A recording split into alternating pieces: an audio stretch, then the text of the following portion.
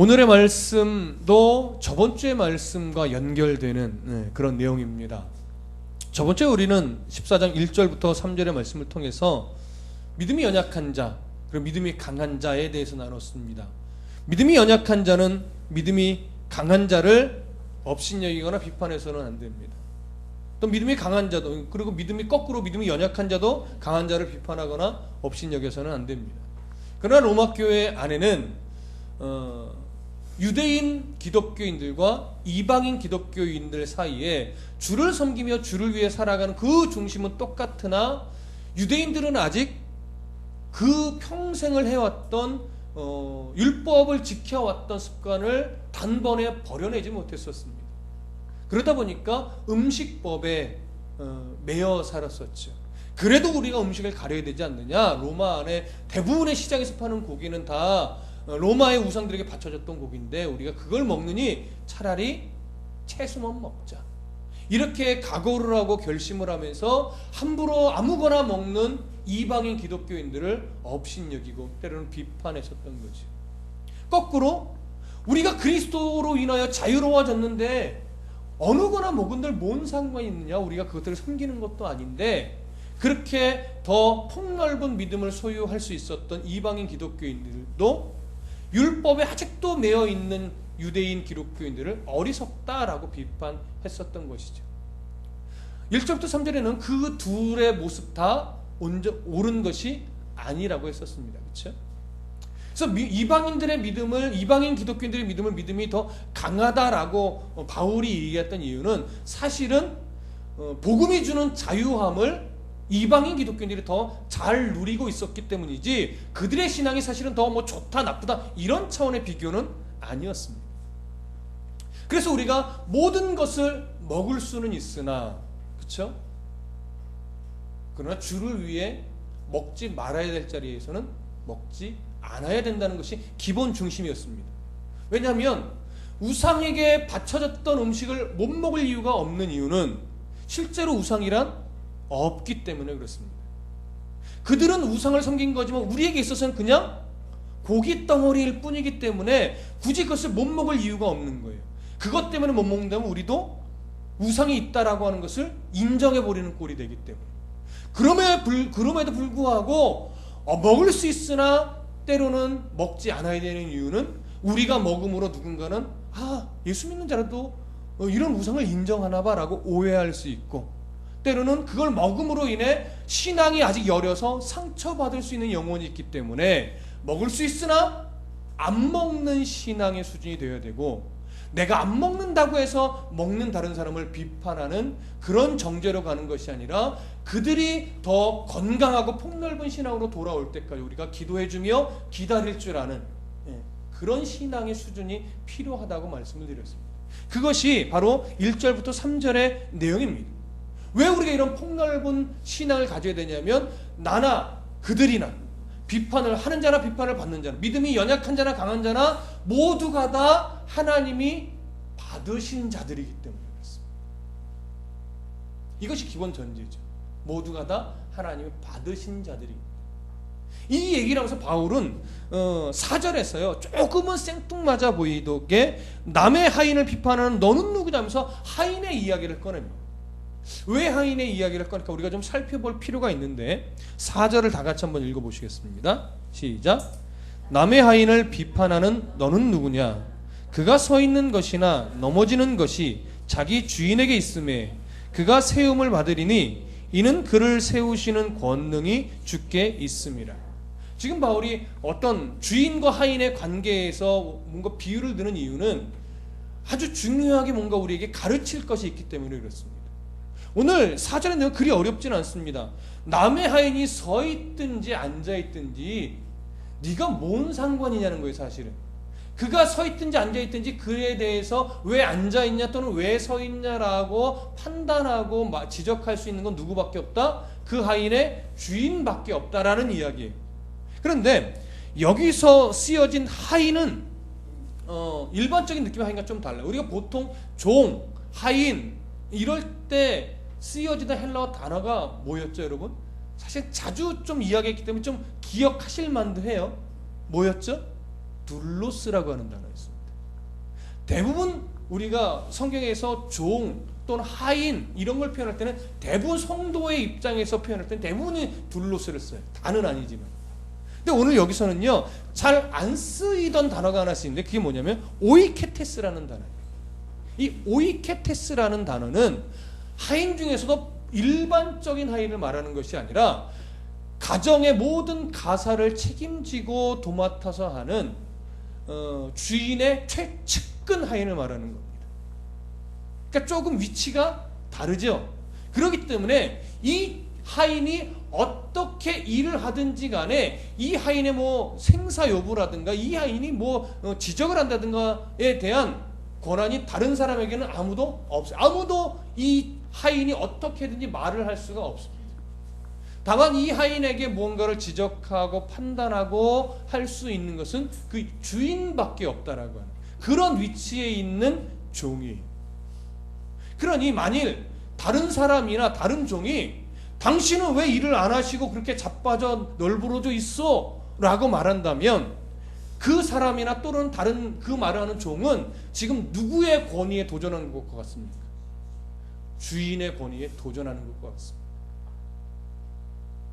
하나님이 우리를 바라보실 때 어떤 수준 위치로 바라보신다? 바로 그런 위치의 하인으로, 그런 위치의 자녀로 보는 거예요. 그렇기 때문에 우리가 어떤 신앙의 본질 밖에 있는 거라면, 밖에 있는 문제라면 좀 얘기가 다르지만 신앙의 본질 안에서 뭔가 좀 다름의 문제라면, 비본질적인 문제이지만 이것이 구원과는 상관없는 어떤 신앙의 범주 안에 있는 문제라면 우리가 함부로 그것을 판단하고 정죄할 수는, 쉽게 정죄해서는 안 된다라고 합니다. 그것에 대한 판단은 누구에게? 주인에게. 그렇기 때문에 여기 4절에 남의 하인을 비판하는 너는 누구냐라고 말할 때 이것은 이 문맥 안에서 의역을 해보면 네가 주인이냐? 이 얘기. 네가 지금 주인 행세하려고 덤벼드는 것이냐? 이 얘기를, 이런 반문과도 같은 거예요. 그러면 이 문맥 안에서 남의 하인을 비판하는 너는 누구냐 할 때 그 너는 누구를 말하는 걸까요? 이방인 기독교인을 말하는 걸까요? 유대인 기독교인을 말하는 걸까요? 이 문맥 안에서는 이방인 기독교인을 말합니다. 왜냐하면 하나님은 유대인을 특별히 선민으로 부르셨기 때문에 그들의 믿음이 더 좋다, 특별하다 이걸 말하는 것이 아니라 하나님 어떤 계획을 갖고 불러내었던 유대인, 이방인 기독교인들이기 때문에 그들이 아직 예수 그리스도를 믿어 하나님의 자녀가 되었음에도 불구하고 율법적 행위에 아직 매여 있다고 해서 니들이 그들의 믿음을 정죄하고 그들의 믿음을 업신여기고 손가락질해서는 안 된다라고 하는 거예요. 그러면 그들을 불러내어 받으신 하나님의 권위에 도전하는 것과 같다라고 하는 것이죠. 그렇다고 해서 이 말은 이방인 기독교인들을 다 쓸모없다, 내치겠다 이 얘기는 아니에요. 둘 다 똑같이 하나님 앞에서는 뭐예요? 종이라는 거죠. 그러니까 이방인 기독교인들에도 너도 내 하인임을 뭐예요? 잊지 말아라 하는 거죠. 그런 차원에서 지금 남의 하인을 비판하는 너는 누구냐라고 말하는 겁니다. 그래서 그가 서 있는 것이나 넘어지는 것이 자기 주인에게 있다라고 할 때 여기 넘어지는 것, 서 있는 것이 의미하는 바는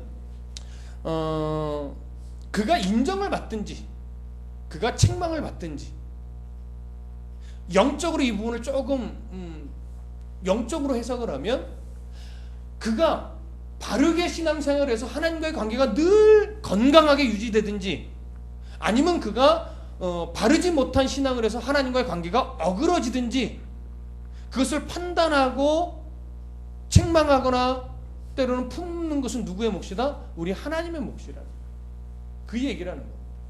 그런데 아주 중요한 말이 그 다음에 나와요. 보세요.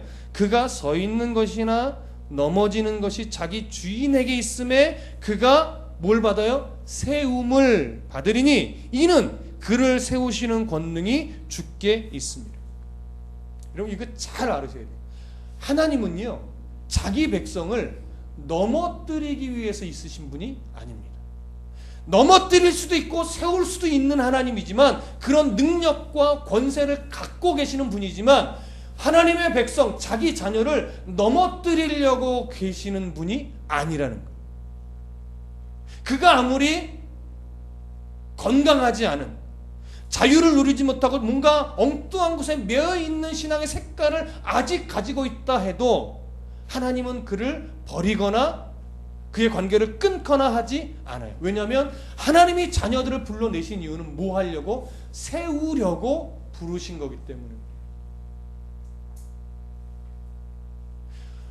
우리가 우리의 어떠함 때문에 하나님 우리를 버린다고 늘 말씀드리지 않았습니다.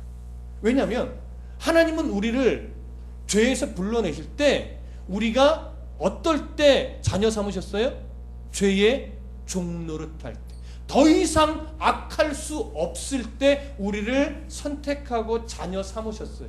그러니 뭐 우리가 어떠한다고 버릴 이유가 없죠. 하나님께 남은 것은 뭐예요? 우리를 끝내 세우시는 것, 이것만 남은 겁니다. 그래서 우리는 내가 이렇게 신앙생활하다가 하나님께 버림받으면 어떡하지? 이런 걱정을 하시면 안 돼요. 끝내 나를 세우실 하나님을 바라보면서 나의 연약함을 내어놓고 더 바르게 하나님 앞에 서려는 애씀만이었습니다. 그래서 경각심을 갖고 그래도 주의 은혜로 살아갑니다라고 담대함을 길러야지, 내가 이렇게 신앙생활해서는 큰일인데 에이 이럴 바에야 그냥 내가 하나님을 안 믿고 말지 뭐, 이런 식으로 거꾸로 가면 안 된다라고. 끝내 나를 세워가실 그 하나님을 바라봐야 돼요. 이제 그렇게 우리와 하나님의 관계가 어떤 관계냐를 하인과 주인의 관계에서 한번 강조를 하시고 나서 바울은 다시 음식의 문제처럼 날의 문제로 한 가지를 더 꺼내서 이야기를 합니다. 자, 5절 다 같이 읽어보겠습니다. 시작. 어떤 사람은 이 날을 전날보다 낮게 여기고 어떤 사람은 모든 날을 같게 여기나니 각각 자기 마음으로 확정할지니라. 자, 이 날을 전날보다 더 낮게 여긴다라고 하는 이 이야기는 유대인들이 갖고 있는 날에 대한 규례 때문에 그렇습니다. 보통 날에 대한 문제는 뭐냐면 절기 또는 월삭, 안식일 이런 류들입니다. 근데 오늘 본문에서는 그런 류들 중에 특히 조금 어느 쪽에 치우쳐 있다고 보여지냐면 안식일에 대한 문제로 많이 좀 이 내용이 치우쳐 있는 것으로 보입니다. 안식일에 대한 문제는 뭐겠습니까? 유대인들은 늘 안식일에 모여 제사했죠. 우리식으로 하면 예배 드렸단 말이에요. 근데 바울은 이제 우리가 예수 그리스도로 인하여 모든 율법이 완성됐으니, 그리고 예수 그리스도는 그 완성을 위해 십자가에 죽고 안식일 다음 날 부활하셨으니 우리가 그날을 기념하여 예배 드리는 것이 더 유익하다. 안식일에 예배하는 것은 틀렸다 이렇게 말한 적이 없어요. 무슨 말씀인지 아시겠어요? 안식일에 예배 드리는 것은 잘못된 것이고 이제는 예수께서 부활하셨으니 안식일 다음 날, 오늘날 얘기하면 일요일에 예배 드려야만 한다 이렇게 말하지 않았어요. 바울은요 뭘 가르쳤냐면 바로 예수님께서 부활하신 날을 기념하는 것이 우리에겐 더 좋고 유대인과는 좀 구별되어야 하겠다 라는 차원에서 초대교회는 늘 언제? 안식일 다음 날 일요일에 모여서 예배를 드리기 시작한 겁니다. 그런데 그럼에도 불구하고 유대인 기독교인들은 그래 그 말 무슨 말인지 안다. 우리도 예수를 믿고 이제 신앙생활 바르게 할 거야. 근데 안식일이 아닌 안식일 다음 날 예배를 드리다 보니까 왠지 좀 꺼림직하다. 마음이 편하지 않다. 그래도 안식일에 예배를 드려야 하지 않겠느냐 하면서 그쪽으로 치우치는 것이고, 유대주의자들은 거기다 한 술 더 뜨는 거죠. 아니다. 예수를 믿어도 안식일에 예배를 드리는 게 옳아 라고 강경한 측에 서 있는 사람들도 있었어요. 그러다 보니까 이방인 기독교인들 안에서 무슨 마음이 나요?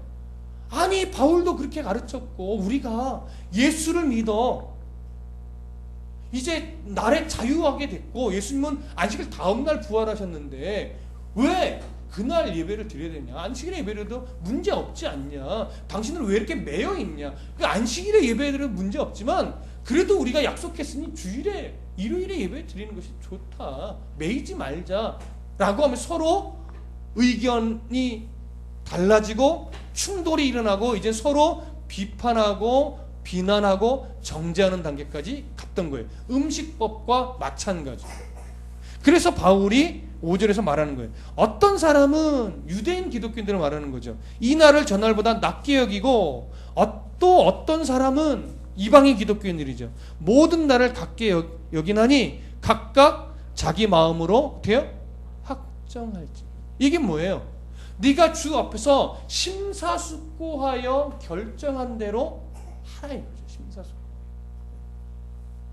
여러분 토요일에 주일의 예배처럼 토요일에 예배 드리면 지옥 갈까요? 늘 말씀을 드리지만 천국과 지옥을 가르는 유일한 기준은 예수 그리스도 외에 없습니다. 예. 토요일에 예배 드린다고 이단되는 것 아니고 잘못되는 것 아닙니다. 그런데 뭐가 이단이냐? 토요일에 예배를 드려야만 합니다. 이건 뭐예요? 이거는 이단으로 가는 거예요. 예. 이거는 이단으로 가는 거예요. 토요일에 드릴 수 있어요. 그러나 기존의 기독교가 예수의 부활의 날을 기념하여 예배 드리기로 약속했기 때문에 그 약속을 따르는 것이 옳은 겁니다. 그 길을 따라가는. 그러나 불가피한 상황은 상관없습니다. 이집트 같은 경우 이집트에 이민 가 있거나 어떤 사업차 가 있는 사람들이 섬기는 한인교회는 지금도 토요일에 예배를 드립니다. 왜 그럴까요? 거기는 거의 이슬람권이고 어떤 이방의 어떤 제사 풍속이 아직도 남아있기 때문에 거기는 휴일이 토요일이에요. 나라 자체가. 그러니까 우리가 생각하는 주일에 예배를 드릴 수가 없어요. 거기는 일요일이 평일이기 때문에. 그래서 이집트 같은 곳의 한인교회는 어쩔 수 없이 토요일에 예배를 드리는데 그걸 정죄할 수 있을까요? 그럴 수 없다라고 합니다. 상황과 형편에 따라서 그렇게 할 수 있다. 그러니까 자기 마음에 뭐한 대로 확정한 대로 하라는 거예요. 이런 문제는 비단 로마 교회에만 있었던 것이 아니라 골로새 지역에도 있었고 갈라디아 지역에도 있었어요. 골로새서 2장 16절과 17절에 보면 이렇게 되어 있어요. 그러므로 먹고 마시는 것과 절기나 초하루나 안식일을 이유로 누구든지 너희를 비판하지 못하게 하라. 이것들은 장래일의 그림자이나 몸은 그리스도의 것이니라. 이런 모든 율법의 내용들, 특히 오늘 본문의 흐름에 따라 보면 날을 지키는 것, 안식일을 지키는 것, 이 모든 것이 뭐의 그림자다? 장래일의 그림자다. 그 장래일은 누구를 말하는 거예요? 바로 예수 그리스도를 말하는 것. 언제서부터 언제를 기준으로 한 장래냐? 바로 구약시대 이 율법을 주었을 그때부터 장래일을 말해요. 그때부터 율법은 누구를 향해서? 예수 그리스도를 향해서 가고 있는 거예요. 그래서 그 모든 율법을 예수님이 완성했었기 때문에 예수님을 기준으로 이제 율법의 행위에 매이지 말고 그 본질을 가슴에 담고 살아가면 된다는 거예요. 그 본질을 담고 예배하면 된다는 것이고 그 본질을 담고 먹으면 된다는 걸 하는 거예요. 근데 우리는 본질을 지켜내는 싸움은 자꾸 잊어버리고 뭘 했느냐 안 했느냐, 갔느냐 안 갔느냐, 먹었느냐 안 먹었느냐에 대한 어떤 행위적인 데만 자꾸 초점을 맞춰서 싸우는 거죠. 비판하고. 이러다 보니까 정작 지켜내야 될 본질은 전혀 그 안에 없게 되는 문제가 생기는 거예요. 지금 바울은 그거예요. 야, 너희들은 지금 먹었느냐 안 먹었느냐, 나를 지켰느냐 안 지켰느냐 문제로 싸우는데 그러다 보니까 너희들 중심 안에 정말로 그 본질을 지켜내는 싸움은 제대로 하고 있는 것이냐, 이거를 보여주고 있는 거죠. 자칫 이런 싸움에는 본질이 훼손되기 마련이에요. 자, 그러면 바울이 각각 자기 마음으로 확정할지니라 라고 말하는 그 내용이 뭐냐를 조금 구체적으로 설명하는데 그것이 6절입니다. 6절 다 같이 읽어보시죠. 시작. 나를 중히 여기는 자도 주를 위하여, 중히 여기고 먹는 자도 주를 위하여 먹으니 이는 하나님께 감사함이요, 먹지 않는 자도 주를 위하여 먹지 아니하며 하나님께 감사하느니라. 자, 6절에서 반복되고 있는 게 있어요. 뭐죠? 주를 위하여, 그리고 하나님께 감사한다는 내용이 반복되고 있습니다. 자기 마음으로 확정한 대로 하라는 거 하는 것은 네 생각대로 하라는 게 아니에요. 그런 자칫 뭘로 갈 수 있어요? 방종으로 갈 수 있어요. 네가 생각대, 네 편한 대로, 네 좋을 대로 하라 이 얘기가 아니라 너 정말 그 결정이 주를 위하여 심사숙고한 판단이고 선택이냐라고 합니다. 사람들은요, 주를 위하여 결정하는 판단일 때도 많지만 때로는 자기 합리화를 하기 위한 결정일 때가 더 많습니다. 그런 아주 쉬운 예가 그거예요. 목사님, 아무리 성경에 봐도 술 먹으면 죄라는 얘기가 없는데 꼭 술을 먹으면 정말 잘못된 겁니까? 이렇게 묻는 경우가 종종 있잖아요. 근데 그 질문의 대부분의 의도는 뭐냐면 나는 먹고 싶어요. 정당한 명분을 좀 주세요, 그 얘기예요. 목사님, 성경에 담배 피우면 지옥 간다는 말 없잖아요. 예수 믿으면 정말 담배 피우면 안 되는 거예요? 이 얘기는 뭐예요? 나 피우고 싶으니까 목사님 성경을 근거로 좀 정당한 명분을 줘서 아내가 나한테 담배라는 이유로 막 채근하고 막 뭐 하지 못하게 좀 근거 좀 제시해 주세요. 그 얘기를 하는 거죠. 이 비단 아주 그냥 가까운 예를 하나 들었지만 이런 식의 이런 류의 질문들은 대부분 의도가 뭐냐면 나 하고 싶어요. 나 그거 먹고 싶어요. 나 거기 가고 싶은데 지금 좀 깨름직하거든요. 뭐라고 하는 소리도 있고. 그러니까 목사님 성경을 통해서 좀 내가 좀 편안하게 그걸 먹고 편안하게 가고 편안하게 좀 할 수 있도록 명분 좀 세워주세요. 이 얘기를 하는. 그래서 바울이요, 어떤 명확하게 뭐다 딱 자르지 않고 뭐라고 하냐면 마음에 확정한 대로 하는데 주를 위하여 심사숙고하여 하나님께 감사함으로 하라. 이게요 사실 정말 더 어려운 거예요. 그쵸? 딱 부러졌으면 좋겠는데 이런 문제를 아디아포라 문제라고 합니다. 아디아포라라고 하는 건 뭐냐면 성경이 명확하게 이거다 저거다 딱 부러지게 말해 놓지 않고 어떤 자신의 믿음의 선택에 맡겨놓은 문제들, 천국과 지옥을 가르는 문제는 아니지만 믿음의 수준에 따라 자기가 선택해야 하는 문제로 남겨놓으신 것들, 이런 것들을 아디아포라 문제라고 하는데, 아디아포라 문제는요 방금 말씀드렸듯이 천국과 지옥을 가르는 문제가 아니에요. 그렇기 때문에 자신의 신앙의 수준에 맞게 선택하고 결정해 나가면 되는 것이고, 그러한 결정에 있어서 우리가 함부로 비판해서는 안 되나, 그 결정의 중심에 항상 뭐가 있어야 된다? 주를 위하여 내가 심사숙고하는 결정은 항상 있어야 된다라고 하는 거예요. 그렇다면 나와 좀 다른 생각을 갖고 있고 나와 좀 다른 신앙의 색깔이라 할지라도 저 사람은 왜 저렇게 신앙생활하는지 몰라, 왜 저러지? 라고 우리가 함부로 볼멘소리를 하거나 비난의 소리를 내서는 안 된다라는 거예요. 그럼에도 불구하고 이 문제가 참 어려운 것이 뭐냐면, 우리는 나름대로 심사숙고하여 누구더라도 비판하지 않고 수용하려고 하며 애를 쓰는데, 막상 그 상대방은 아무리 봐도 뭐 교회 생활은 익숙할지 모르나 주를 위하여 고민하고 심사숙고하지 않고 모든 결정이 늘 자기를 위하여, 자기 이익을 위하여, 자기한테 손해되는 건 안 하려는, 그래서 늘 보면 좀 짜증나는 신앙생활하는 그 사람이 눈앞에 있을 때 하루 이틀도 아니고 늘 그렇다면 이게 수용하기가 힘든 거죠. 그를 포용하고 이해하고 용납하기가 참 어려운 거예요. 그래서 그래도 참으셔야지 이렇게 말하기가 참 어려운데, 이제 오늘 설교를 준비하고 그 고민을 좀 하면서 오늘 오전에 잠시 좀 짬이 돼서 어떤 제가 작은 책을 좀 하나 좀 읽었었는데, 조정민 목사님이란 분께서 쓰신 어떤 무슨 책이냐면 그런 거예요. 어떤 그 SNS 같은데 자기 어떤 자그마한 몇 줄 칼럼 같은 거 늘 이렇게 썼는데 그게 너무 좋아서 이제 책으로 내게 된 이런 분인데, 그 책에 이런 글귀가 있었어요. 사랑할 줄 모르고 용서할 줄 모르고 배려할 줄 모르는 사람은 내가 먼저 사랑하고 용서하고 배려해 주는 수밖에 없습니다. 왜냐하면 사랑은 언제나 내리사랑이기 때문에. 이 얘기를 하는데 정말 힘든 건데 이게 어쩔 수 없는 답이구나. 아직 수준이 안 되고 아직 실력이 안 돼서 용서할 줄 모르고 배려할 줄 모르는 사람에게 너는 왜 용서할 줄 모르고 배려할 줄 모르냐 이렇게 이야기해봤자 아직은 소용없다.